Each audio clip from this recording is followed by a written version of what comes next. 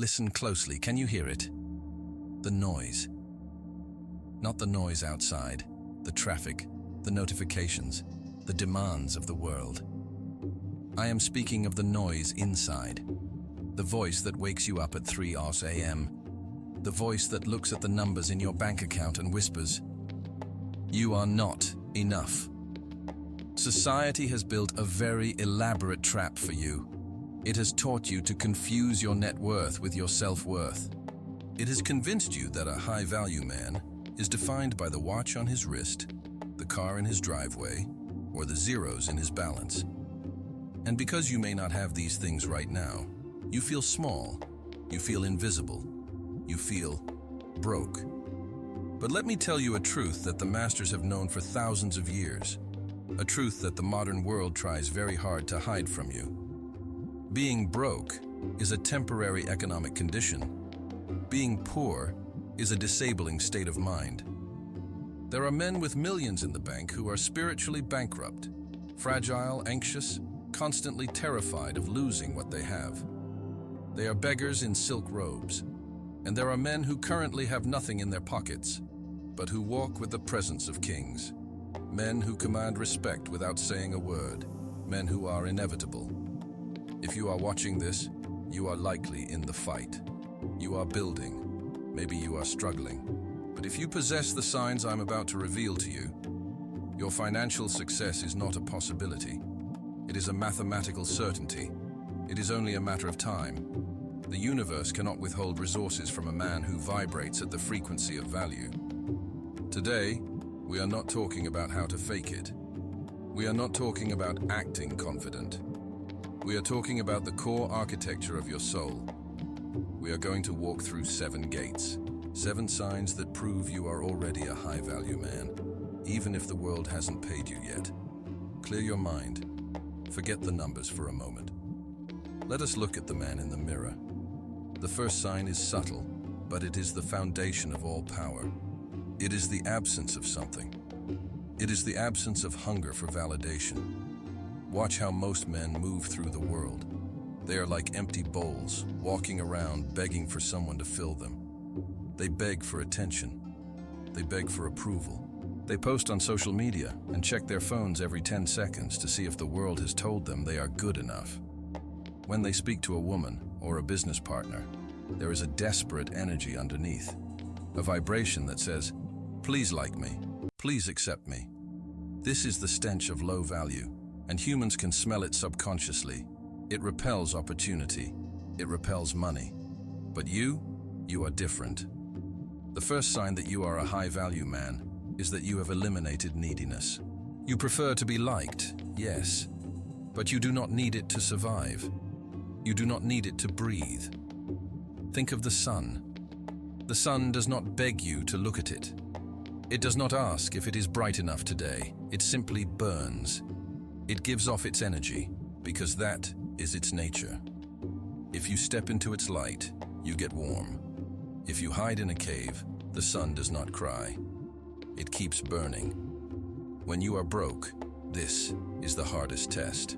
Because when you have no resources, your survival instinct screams at you to beg, to compromise, to lower your standards just to get a yes. But the high-value man would rather walk alone in the dark than walk with people who do not respect him. He would rather starve for a day than eat poison. This non-neediness is what we call in Shaolin the full cup. You are already full from within. Your validation comes from your own code, your own discipline, your own daily actions. When you enter a room, you are not there to take energy. You are there to give presence. And paradoxically, this is exactly why people are drawn to you. In a world of beggars, the man who asks for nothing becomes the most attractive force in the room. Ask yourself right now, and be honest. When you speak, are you trying to impress, or are you simply expressing who you are? If you are expressing without fear of rejection, you possess the first mark of a king. Now, let us move deeper. The second sign is visible only when the sky turns black. It is easy to be calm when life is good. It is easy to be a high-value man when the money is flowing and everyone is applauding you. Any child can smile in the summer. But the true measure of a man's value is found in the storm. How do you react when the plan fails? How do you react when the car breaks down? When the deal falls through? When she leaves? When the bank account hits zero? The low-value man reacts with chaos. He becomes the storm. He complains. He blames the government, his parents, his boss. He explodes in anger or collapses in depression. He gives his power away to the external event. He becomes a leaf in the wind, blown wherever the circumstances take him. The high-value man possesses the second sign, emotional stoicism. This does not mean you have no feelings. You are human. You feel the anger. You feel the fear. The adrenaline spikes in your blood, but you do not let the emotion sit in the driver's seat. In Shaolin, we train the mountain posture. The wind howls. The rain lashes against the stone. Does the mountain scream back? Does the mountain move? No. It observes the storm. It endures. And eventually, the storm runs out of energy. The mountain remains. When you are broke, the pressure is immense. The stress of survival can break your mind. But if you can look at that chaos, take a deep breath and say, "This is happening. I accept it. Now, what is the next step?" Then you are dangerous. You see, chaos is energy. Most men are destroyed by it. The high-value man acts as an alchemist. He takes the energy of the crisis, the heat, the pressure, and he uses it to forge his character. He does not waste energy complaining about the problem. He pours 100% of his energy into the solution. This ability to remain the eye of the hurricane while everyone else is panicking, this is leadership. This is what makes people look at you and say, "I will follow him," because they feel safe in your presence. If you have ever lost everything and kept your head up, if you have ever faced a disaster without losing your dignity, you are richer than you think. You have a treasure that cannot be stolen. Let us continue our ascent. You have stabilized your internal world. You have removed the desperate need for applause, and you have learned to stand still when the storm rages. Now, we must look at how you interact with the world around you. This brings us to the third gate. The third sign of a high-value man is the possession of the silent no. Society tells you that to be valuable, you must be available.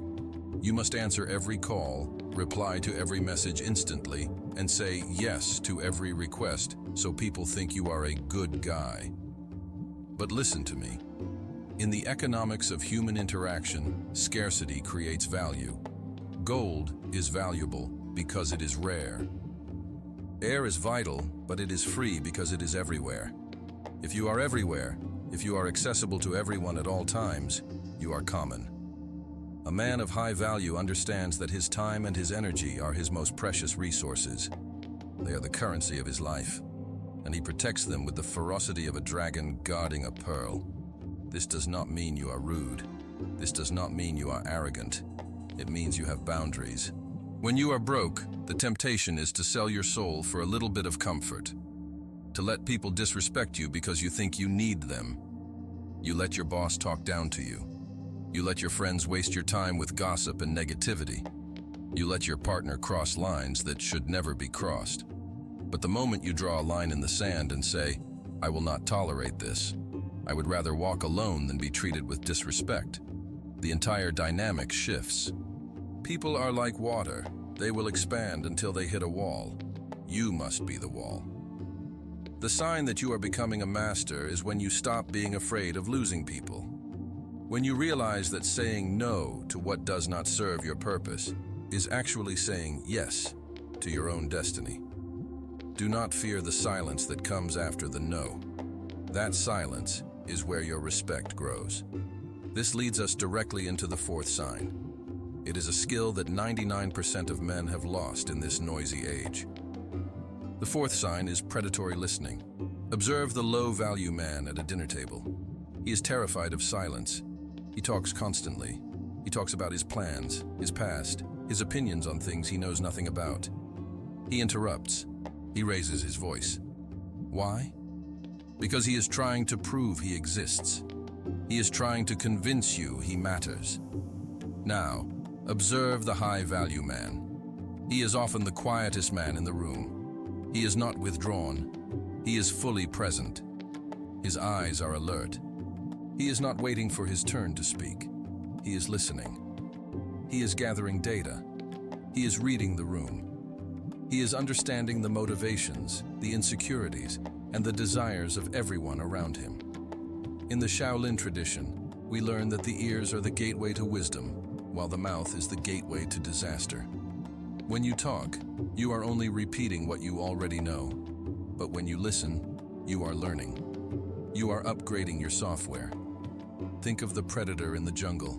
The tiger does not roar while it is hunting. It moves in silence. It observes. It waits for the perfect moment. This is predatory listening. It is not passive. It is active. It is strategic. When you possess this sign, people feel a strange pull towards you. When you look at them and truly listen, they feel seen. They feel understood. This creates a powerful bond. They begin to trust you. They begin to tell you things they tell no one else.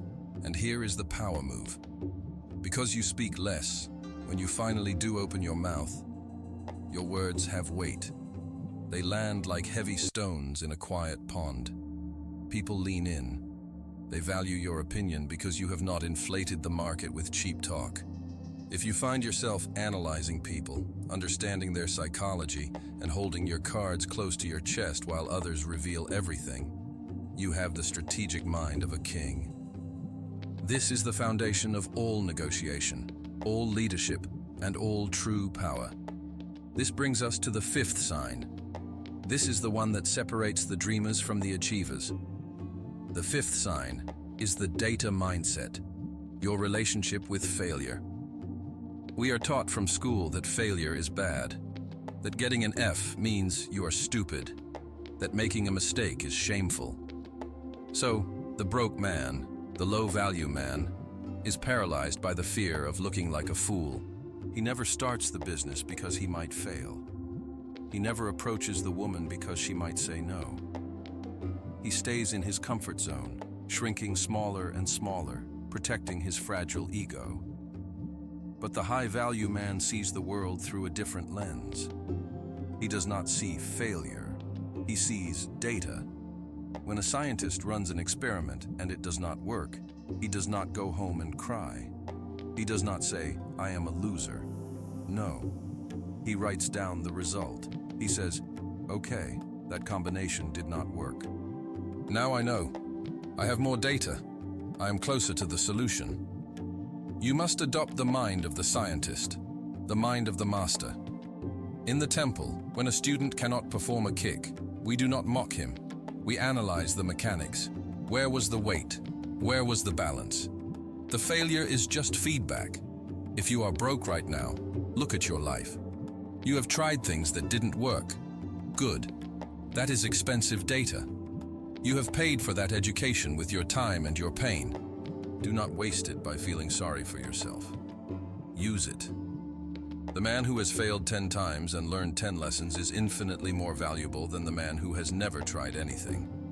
And now, we arrive at the sixth gate. This is where the path becomes steep. This is where most men turn back, because it requires a sacrifice that the modern ego hates to make.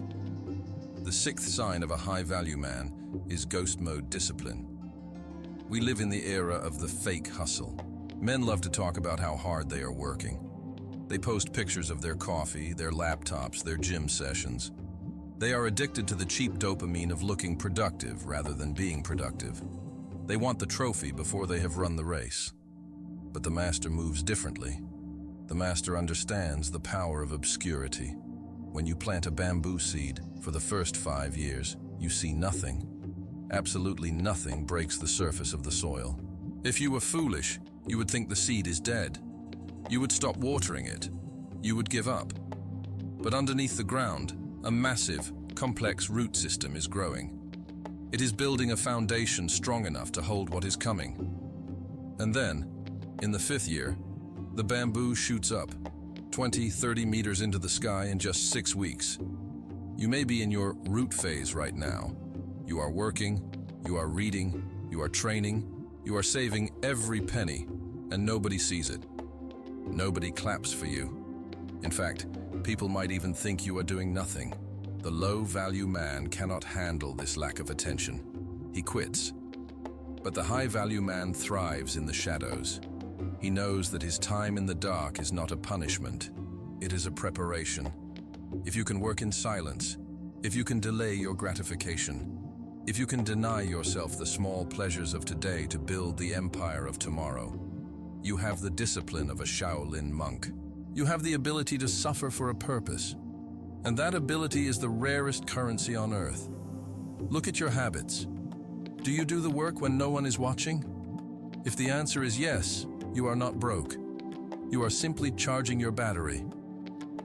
And finally, we reach the summit. The seventh sign, the crown jewel of the high-value man. This is the difference between a man who is just rich and a man who is a king. The seventh sign is service to a higher purpose. A low-value man is obsessed with himself. What can I get? How can I feel good? How can I protect my ego? His world is tiny. It ends at the tip of his own nose. But a high-value man serves something greater than himself. He serves a mission. He serves his family. He serves his community. He serves the truth. When you have a purpose that is bigger than your pain, you become unstoppable. Why? Because you are no longer fighting for yourself.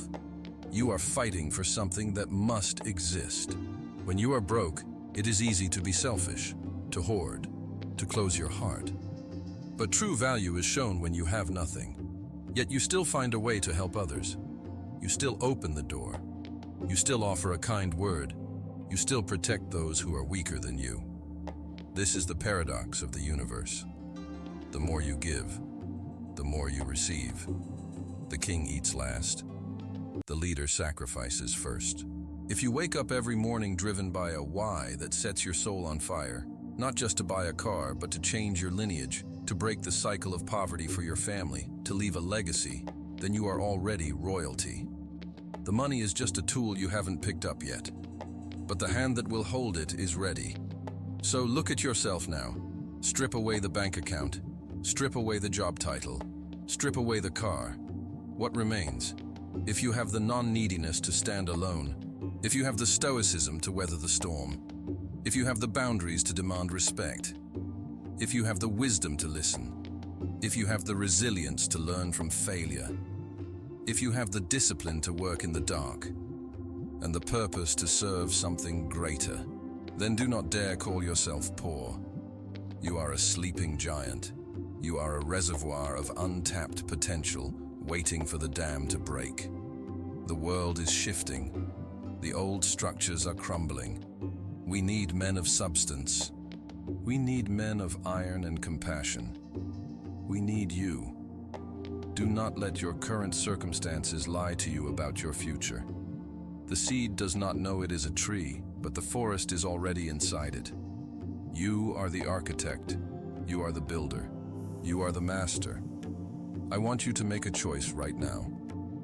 A choice that will separate you from the millions who watched this and did nothing. If you recognize these signs in yourself, or if you commit to forging them starting this very second, I want you to leave a mark below. Do not do it for me. Do it as a contract with your own soul.